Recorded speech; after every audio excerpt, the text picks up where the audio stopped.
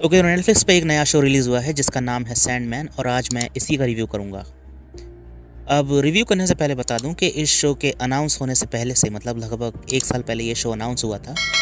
उससे काफ़ी पहले से ही मैं इसकी ग्राफिक नॉवल पढ़ चुका हूँ जिस पर यह शो बेस्ड है, जो कि नील गेमन ने लिखी है और वो एक बहुत ही बेहतरीन फैंटेसी स्टोरी है जिसको अब तक के टाइम में अडेप्ट करना लगभग नामुमकिन माना जाता था, क्योंकि इसके अंदर की जो फैंटेसी है, जो दुनिया दिखाई गई है, वो बहुत ही ज़्यादा रिच है।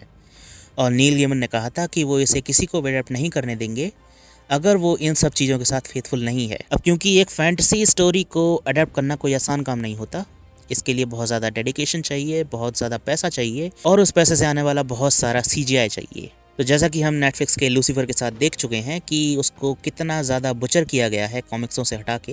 हो सकता है तुम्हें शो पसंद आया हो लूसीफर, लेकिन अगर हम लूसीफर कॉमिक्स की बात करें जिस पर वो कैरेक्टर बेस्ड है, तो फिर ये उसके 5% भी नहीं है। उसकी कॉमिक्सें बहुत ज़्यादा रिच हैं, बहुत ज़्यादा डार्क हैं और उनमें बहुत ही ज़्यादा बेहतरीन स्टोरी है जो कि हमें नेटफ्लिक्स के लूसीफर में देखने को कहीं भी नहीं मिली। जिसकी एक सिंपल स्टोरी थी कि एक स्पेशल एबिलिटी वाला बंदा पुलिस की मदद करता है केस सॉल्व करने में। इस तरीके के लगभग 20-25 शोज़ और हैं हॉलीवुड में जो सेम कॉन्सेप्ट पर चलते हैं, जिसमें एक स्पेशल एबिलिटी वाला बंदा या तो वो मेंटलिस्ट होगा या फिर वो कोई जीनियस होगा या फिर वो कोई सुपरनैचुरल बंदा होगा, वो पुलिस की मदद करता है केस सॉल्व करने में। और यही इन्होंने डीसी के लूसीफर मॉर्निंग स्टार के साथ किया जब उसका शो अडेप्ट किया फॉक्स ने। उसके बाद वो नेटफ्लिक्स पे आ गया। तो हाँ, मैं बहुत ही ज़्यादा खुश हूँ कि सैंडमैन के साथ ये बुचरिंग नहीं हुई, क्योंकि अगर ऐसा हो जाता तो जो सॉरी एक्सक्यूज़ हमें अडेप्टेशन के बेस पर मिलता वो बहुत ही ज़्यादा पैथेटिक होता, क्योंकि सैंडमैन का जो यूनिवर्स है वो बहुत ही ज़्यादा रिच है, बहुत ही ज़्यादा उसमें सीजीआई है और बहुत ही स्टोरी उसकी ज़्यादा बेहतरीन है, जिसको अगर तुम थोड़ा भी इधर से उधर करने की कोशिश करो तो फिर जाने स्टोरी कहाँ की कहाँ जाएगी। अब हाँ, अगर ये सैंडमैन की एडेप्टेशन की बात करूँ नेटफ्लिक्स की, तो हाँ, ये टोटली फेथफुल है, लगभग 99.9% फेथफुल है। इसमें छोटे मोटे चेंजेस किए गए हैं, जैसे कि लूसीफर मॉर्निंग स्टार, जोहाना कॉन्स्टेंटीन और लूशियन कॉमिक्सों में मेल हैं, लेकिन यहाँ पर इसे फीमेल बना दिया। और इस शो की सबसे बेहतरीन बात यह है कि इसके सीजीआई के साथ बिल्कुल भी छेड़खानी नहीं की गई। मतलब कौआ तक बोलता है तो उसकी चोंच हिलती है। इसको दिखाने के कई और तरीके भी थे, जैसे कि कौआ बोलता है लेकिन उसकी चोंच नहीं हिलती, लेकिन तुम आवाज़ सुन सकते हो क्योंकि वो मैजिकल कौआ है। ऐसे भी दिखाया जा सकता, लेकिन ऐसा नहीं किया गया। ये बहुत ही बेहतरीन बात है। इसका मतलब हर चीज़ के साथ पूरी तरह से फेथफुल रहने की कोशिश की गई है इस शो में, और इसका सीजीआई और इसका फैंटेसी वर्ल्ड इसकी एक बहुत बड़ी स्ट्रेंथ है।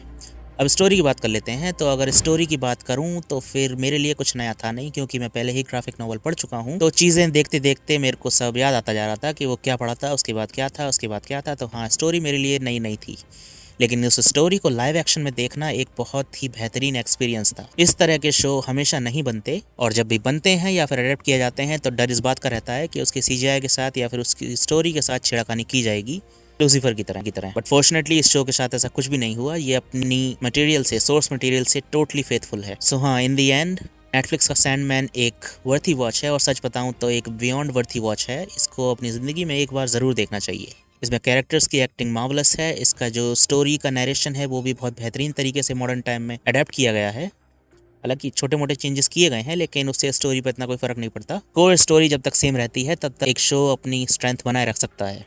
तो हाँ, मैं तुम्हें हाईली रिकमेंड करूँगा कि जाकर नेटफ्लिक्स का सैंडमैन चेकआउट करो। ये एक बहुत ही बेहतरीन एडेप्टेशन है ग्राफिक नॉवल सैंडमैन की, जिसको बहुत ही बेहतरीन तरीके से प्रेजेंट भी किया गया है पूरे सीजीआई और पूरी डेडिकेशन के साथ। इस शो की खूबसूरती देखने लायक है, लेकिन सिर्फ खूबसूरती नहीं है जो इसकी स्ट्रेंथ है, इसकी जो स्टोरी है वो भी एक नया ही पर्सपेक्टिव देती है तुम्हारे दिमाग को। मतलब जब इस तरह की स्टोरी देखी जाती है तो यही सोचा जाता है कि लिखने वाले का दिमाग बहुत ही ज़्यादा रिच है स्टोरी टेलिंग में। उसे पता है कि उसे क्या लिखना है और ऑडियंस को कैसे सरप्राइज करना है। और ये शो या फिर कहूँ ये कहानी तुम्हें पूरी तरीके से हुक करने में कामयाब रहती है। हमारे मेन कैरेक्टर की स्ट्रगल यानी कि सैंडमैन की, हालांकि वो एक एंडलेस है यानी कि एक अनंत जीवी है, लेकिन इसका मतलब ये नहीं कि उसकी ज़िंदगी में स्ट्रगल नहीं है। तुम उन सब चीज़ों को देखते हो और समझते हो और उससे रियलाइज़ करते हो कि ये सिर्फ एक स्टोरी नहीं है, ये एक आर्ट है। ओके देन, तो फिर ये था मेरा शॉर्ट रिव्यू सैंडमैन का। मैं तुम्हें हाईली रिकमेंड करूंगा कि जाके इस शो को चेकआउट करो। ये तुम्हारे लिए एक बहुत ही न्यू एक्सपीरियंस होगा और बहुत ही बेहतरीन शो है ये। ओके देन, तो फिर तुमसे मिलूंगा मैं अपने अगले वीडियो में। Till then take care and bye bye.